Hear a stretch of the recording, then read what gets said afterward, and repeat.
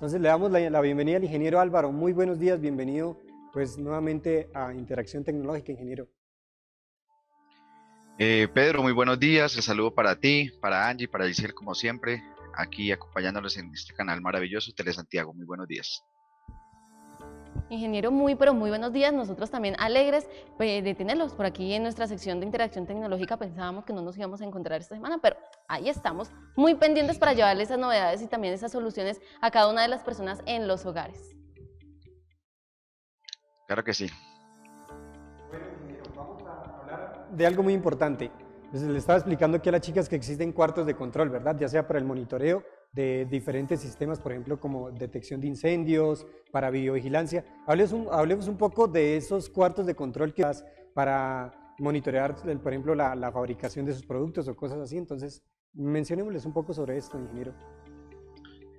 Sí, mira, los cuartos de control a nivel de todo tipo de industria son utilizados precisamente para, redundantemente diga, controlar. Entonces, en diferentes sectores, por ejemplo, como el sector, por ejemplo, petrolero, existen cuartos de control donde monitorean todo el transporte del crudo con diferentes sensores y válvulas con georreferenciación y demás. Entonces yo podría saber exactamente dónde, digamos, se fractura el ducto por donde transportamos el petróleo. Podríamos saber en qué condiciones se encuentra, a qué velocidad se está transportando. em, y por dar un ejemplo, el sector petrolero, pero en general también los hay cuartos de control que manejan toda la parte eléctrica, entonces para saber cómo están las temperaturas o cómo están trabajando los diferentes transformadores, los circuitos eléctricos o electrónicos. También utilizado en la parte de seguridad electrónica con el tema de cámaras de seguridad. También digamos que los cuartos de control sirven mucho para esa toma de decisiones. Normalmente en esos cuartos de control básicamente está eso, o sea, ahí están los operadores, pero están también los líderes de áreas donde toman decisiones importantes. Entonces, la idea del cuarto de control es que precisamente centralice toda la información y se tomen medidas con alertas tempranas, ¿cierto? La alerta temprana lo que permite es ver que si ocurre un evento, digamos, por un incendio, por un tema de un fallo en un fluido, un fallo, un tema eléctrico, o vimos algo sospechoso en una cámara de seguridad, o una intrusión con el tema de intrusión. Cualquier tipo de evento lo podamos tomar con una alerta temprana y se puedan tomar decisiones y reacciones prontas. Es básicamente como para eso se diseña un cuarto de control, donde hay personas especializadas entre operadores, ingenieros y directores de áreas que toman decisiones acertadas. Perfecto, ingeniero. Hablar de esos temas hablando de los sistemas de control de videovigilancia, por ejemplo, en el caso de las ciudades, también vamos a abarcar un tema muy importante. Nosotros tenemos el monitoreo por medio pues, de estos cuartos de control, ¿cierto? Pero también vamos a hablar de algo muy importante. Todos esos datos que estamos siendo pues, monitoreados o que estamos vigilando, estamos observando en tiempo real, debemos almacenarlos en algún lugar. Entonces, chicas, les voy a hacer una pregunta. Para ustedes, ¿qué es, por ejemplo, un data center? ¿Qué creen que es? Hablando de almacenamiento de la nube, ya tenemos diferentes tipos de almacenamiento, como tenemos Google Drive, tenemos Drops, tenemos infinidad de almacenamiento que son almacenamientos libres, públicos, ¿sí? Que usted puede almacenar cierta capacidad, ¿sí? Entonces, este tipo de información, ¿dónde cree que se guardan? Sí, para ustedes, ¿qué es un data center, por ejemplo? Yo creería que el data center es el lugar donde llega toda la información que se van almacenando en las nubes y esta va teniendo la distribución de los mismos. Es decir, cada una de las nubes o cada una de las plataformas donde nosotros podemos dejar nuestra información, que es la nube, tiene cierta capacidad dependiendo del usuario. El data center tendría la administración, mejor dicho, administraría ese tipo de espacio de almacenaje. Perfecto. Entonces, el data center no es nomás que un centro de datos, ¿sí? Entonces, diferentes compañías como Facebook, Google, infinidad de Claro, tienen sus data center. ¿Qué es lo que hacen? Imagínense, son pues edificios inmensamente grandes donde incorporan servidores y los servidores lo que hacen es pues mantener la información. Cuando usted ingresa, por ejemplo, a buscar algún tipo de información en un navegador web, automáticamente hace el llamado de esa información, ¿sí? Que se encuentra alojada en el servidor y pues usted la puede visualizar como cliente. Entonces, hay una conexión entre el servidor y el cliente, que sería el usuario que está haciendo la petición, y el servidor pues la suministra. Pero esta información debe estar guardada en un centro de datos que se llama data center. Entonces, El data center es un centro inmenso donde se encuentra la información, fotos, imágenes, correos electrónicos, todo lo que tiene que ver pues, con este tipo de tecnología. Entonces, es importante pues, aclarar eso, que el medio físico son pues, unos edificios muy grandes donde tenemos servidores los cuales nos permiten almacenar esa información. Ingeniero Álvaro, háblenos un poco también sobre, pues, hablando de data center, sabemos que pues, se compone de varios elementos, entonces háblenos un poco de pronto sobre esos elementos. Ustedes que han instalado por lo menos un data center deben tener en cuenta pues, en cuanto al internet, garantizar ciertos parámetros, entonces háblenos un poco sobre eso, ingeniero. Claro que sí, mira, los data centers, como tú muy bien lo dices, es un centro de datos, ¿no? Básicamente es la infraestructura virtual o física en la cual se componen los diferentes sistemas para hacer almacenamiento de datos. Entonces nosotros vemos, por ejemplo, digamos, sistemas robustos de data centers a nivel mundial, como lo es, por ejemplo, Google, que la gente, digamos que lo que visualiza es colocarse al frente del computador, colocar una palabra y buscarla, pero detrás de eso hay una cantidad de ingeniería que básicamente está alrededor de sus data centers. Por ejemplo, Google tiene alrededor de 36 a 40 data centers a nivel mundial, en los cuales la mitad está en Estados Unidos, la otra parte está en Europa, Asia y en Latinoamérica está en Brasil y en Chile. ¿Por qué está distribuido de esa manera? Porque los data centers lo que hacen es que siempre se debe garantizar la información, no se puede perder absolutamente nada de información. Entonces, partiendo de ese principio, que la información es fundamental y es el eje fundamental de un data center, que la información no se puede perder absolutamente nada, es donde nace cada una de las partes de un data center. Entonces, los data centers normalmente los robustos funcionan en espejo, quiere decir que siempre hay un backup en alguna otra parte del mundo, garantizando que si hay un desastre natural, un terremoto, cualquier cosa que pase, esa información no se vaya a perder. Cuando hablamos de grandes data centers. Cuando hablamos de data centers más pequeños a nivel empresarial y demás, pues también tratamos de que siempre haya un backup o haya un almacenamiento en espejo que garantice que la información nunca se vaya a perder. Entonces, dentro de las partes de un data center, pues están todo lo que tiene que ver con equipos activos y demás, que son servidores. Básicamente hay equipos de hardware y software. Entonces, debemos garantizar que están los equipos de hardware, que normalmente son los switches, que son los servidores. Adicional a eso hay equipos pasivos como por ejemplo los patch panel o equipos que son simplemente para almacenamiento de racks de infraestructura. Y también está todo el tema de los software. Los software hacen que precisamente haya un tema que es importante al día de hoy, es el tema de seguridad informática. Esa información que pasa por ahí se debe garantizar y debe tener algunos filtros por temas de hackeo, de virus y cualquier tipo de intruso que quiera dañar la información del data center. También está todo el tema de conectividad de red. Entonces, a nivel de conectividad de red, pues ahí volvemos al tema de los switches y de los equipos que son activos para el funcionamiento del sistema, que normalmente en los data centers más robustos se trabajan con equipos que son capa 3, que son los equipos que son administrables, también esto garantizando la seguridad. También todo el tema de energía, debemos garantizar que el data center nunca se apague, debe trabajar 7x24 y por 365 días, y esto debe tener un respaldo de energía. Normalmente se utiliza plantas eléctricas adicional a las UPS, que son las que también ayudan a que la corriente se mantenga limpia y mantengamos una energía constante. Y el otro tema importante también es el tema de la climatización, todo el tema debe mantenerse refrigerado. Estos son equipos que todo el tiempo están trabajando, son equipos activos que están conectados y generan un calor natural, entonces deben estar con las temperaturas ideales para que los equipos mantengan su vida útil. Todo el tema de monitorización, que ya lo hablamos con el tema de los cuartos de control, entonces la idea es que estos sistemas siempre estén monitoreados, monitoreamos todos los sistemas, el tema de corriente, el tema de los flujos, el tema de que siempre estén conectados, de que no hayan fallos, que no vaya a fallar ningún disco duro.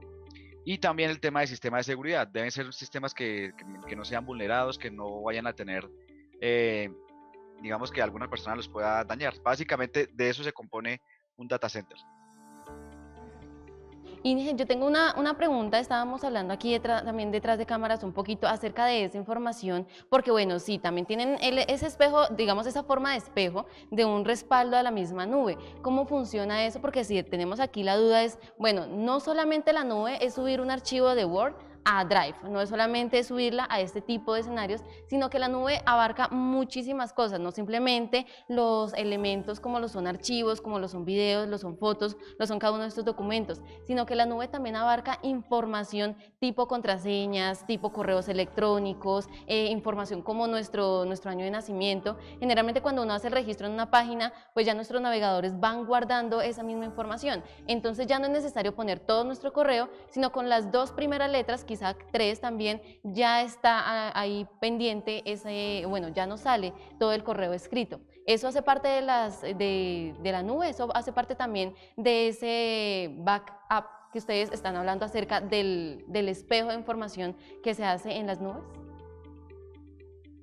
Bueno, puntualmente ahí, cuando tú hablas de contraseñas en tu equipo, eso tiene que ver más con el equipo propio. Digamos que tu computador, tu PC portátil y demás, tiene digamos que un almacenamiento propio, que en ese caso hablaríamos de lo que son los cookies, o almacena también lo que son el caché, todo hace parte del PC, si hablamos netamente de contraseñas.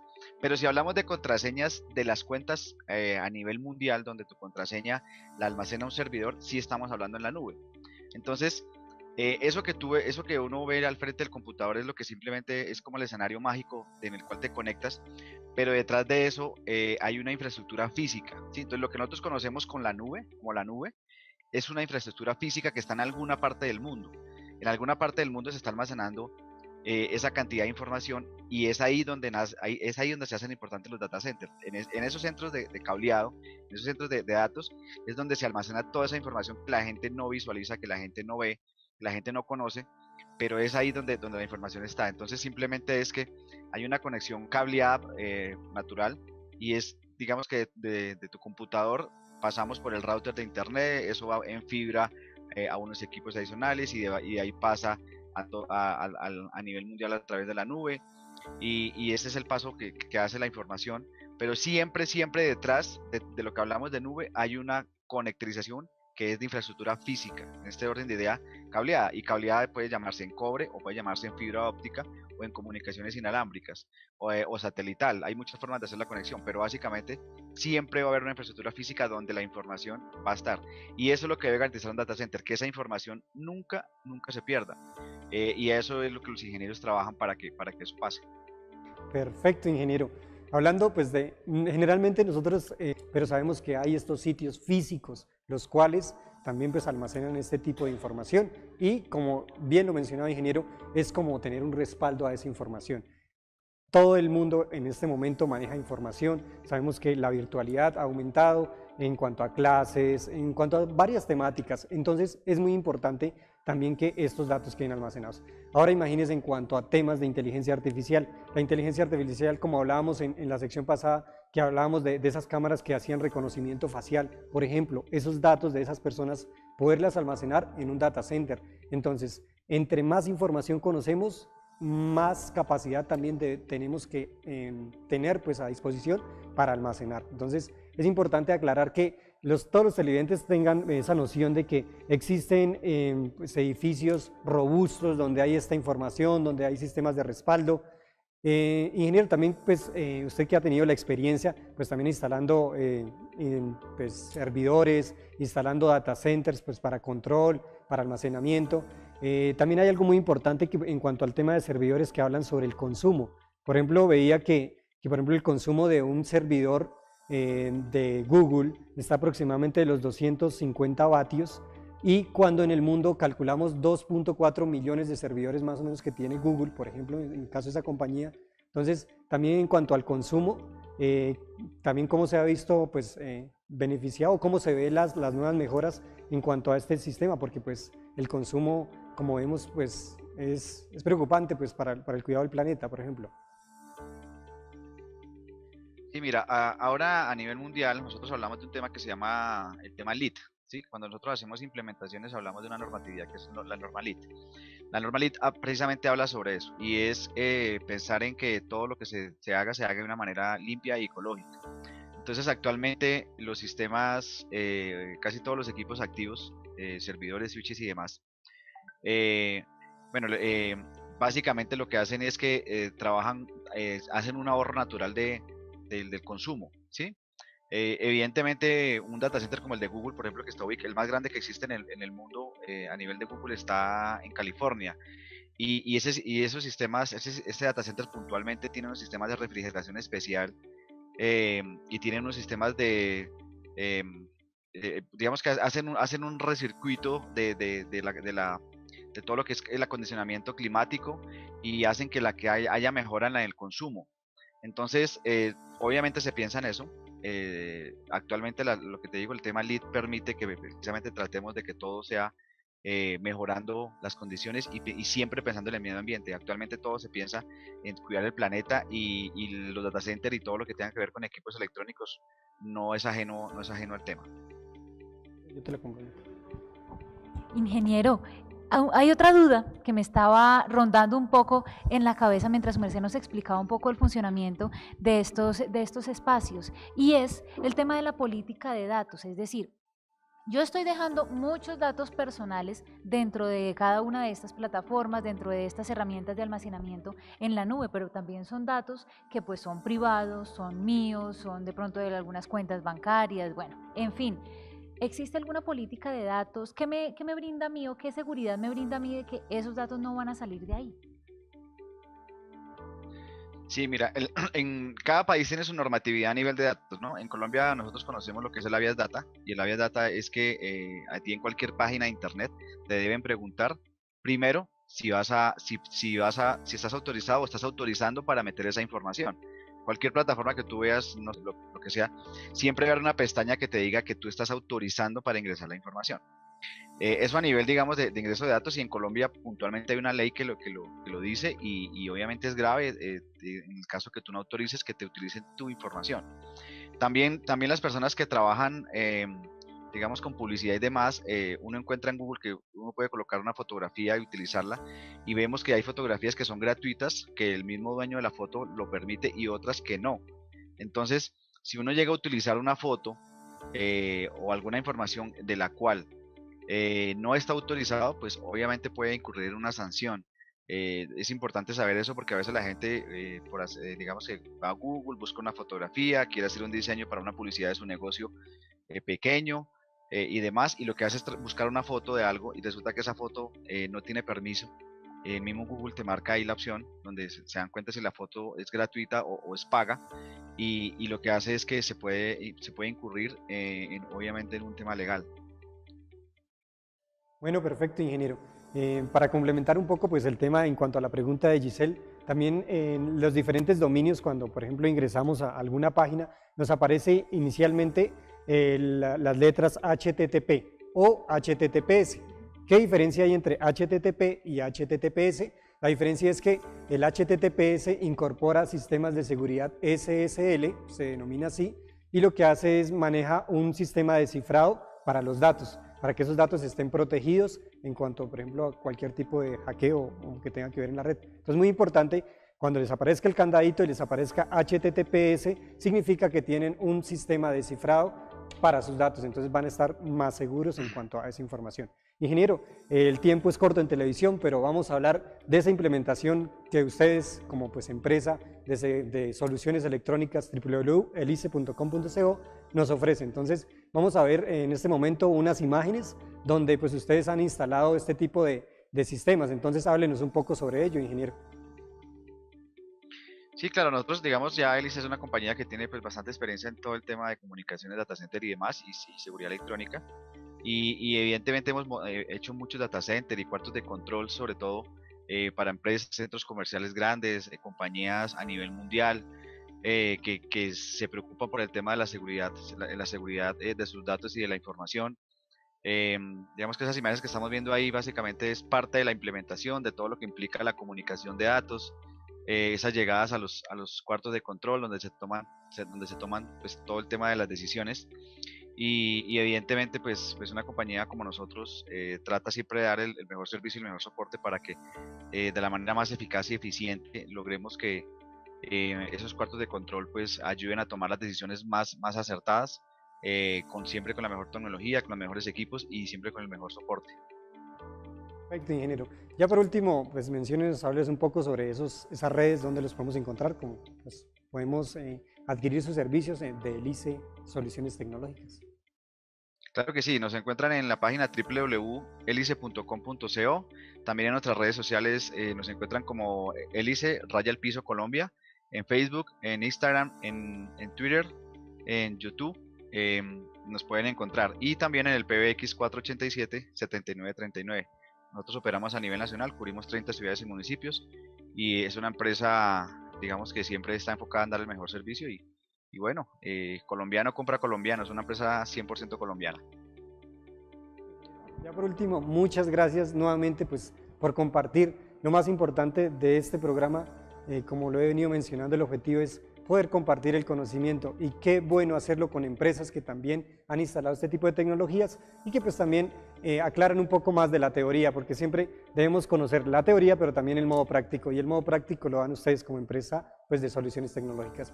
Ingeniero, nuevamente muchas gracias a usted por pues, participar en este programa, y pues a todos los televidentes gracias por su atención. Nos veremos en una próxima sección de Interacción Tecnológica.